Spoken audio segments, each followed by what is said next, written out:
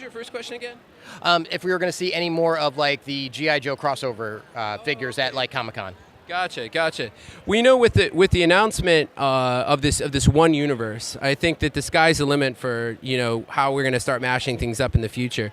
Now, as part of Transformers being part of that yet, I guess fans are just going to have to stay tuned. I'm a big G.I. Joe fan, you know that, and I would love to be doing some more great Snake Eyes or any number of the awesome characters from the G.I. Joe universe. Right now, I think the sky's the limit. I mean, we've got so much great tooling, but our big focus on Generations is our Titans Return, Prime Wars trilogy. So it's going to be continuing through 17, and then I guess 18 and beyond. We're just going to have to say we're going to have to wait and see. Well, let's talk about Trypticon a little bit because we're seeing some teaser pictures of him right now. And so I talked to Louie a little bit, and the coolest thing I heard is he's going to be eye to eye with Metroplex. Going to be a brand new mold. Is there anything else you guys can tell us about him? Well, he's definitely big. We've seen some tools. How do you feel about Trypticon? What we've seen so far? He's looking great. His articulation's looking really, really nice. He's going to put up a fight. He's definitely going to put up a fight. That's one way to put it. It's just as a fan of that original G1 design, I feel like the partnership between Takara and Hasbro on this one has been incredible. The gray model images we've seen so far, he's very upright.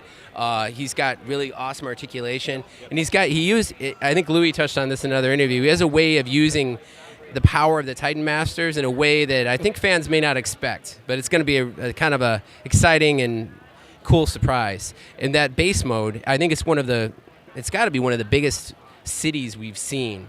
And it's riddled with detail. I think fans of the original G1 series are going to be happy, and fans of Titans Return are definitely going to be happy. So what would you say in your collection is your favorite figure that you guys own? That's really tricky because I really like all my Transformers toys. But from a character standpoint, I really like Whirl and Roadbuster. I'm a big fan of Jetfire, the original Jetfire. Something about that color scheme. But really, if I had to choose, I would say Whirl, because Whirl really it was my first Transformer I worked on when I came to the brand. But it was one of my favorite toys as a kid. There's something about that blue and the single eye, and he seems like he's part of his own world. So I really love that character. And as far as my own collection, John was very kind. He dug out an Armada Starscream for me, which is something I had as a kid. So yeah, I started quite early. Yeah, it's awesome. It's great. Transformers, I think you get so many different generations of people that like this stuff. We meet Beast Wars fans and Armada fans and fans of G2 and G1 series and the stuff that we're doing today. Like honestly, I've seen so many kids walk up to the booth, and to them, this is going to be the future of their Transformers world. It's an exciting place to be. So last question for you guys. When you're making these new figures, we're seeing a lot of them get remolded and redecoed and things like that. So when you're recreating these molds, what goes into that thought process? How many times do we think that we can get the same thing out of this mold or do some slight tweaks on it? What are you guys looking at when you're creating that mold? For me specifically, I think proportions are the biggest thing. Obviously, the better the tool is, the more the more longevity we'll get out of it.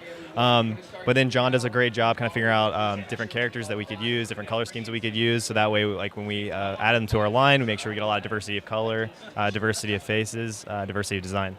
Yeah, I think it comes down to how do you want to best pay homage to your pay tribute to the character, and we want to make sure that when we release a character, it has all the things that I think fans are going to expect. But we also want to make sure that when we shape the line plan, that we kind of balance things out. You have the right number of Decepticons, and we have to if we have X number of tools, some of those have to be partially tooled, some of them are going to be straight redecos. It's a balancing act just so that we can make sure we stay within our profit goals, but also deliver an awesome awesome something to the consumer. Very cool. Well, thank you guys so much for being with us. Thanks everyone out there. This has been Mike Kaye from Comic-Con 2016. Remember, it's not true until it gets retconned.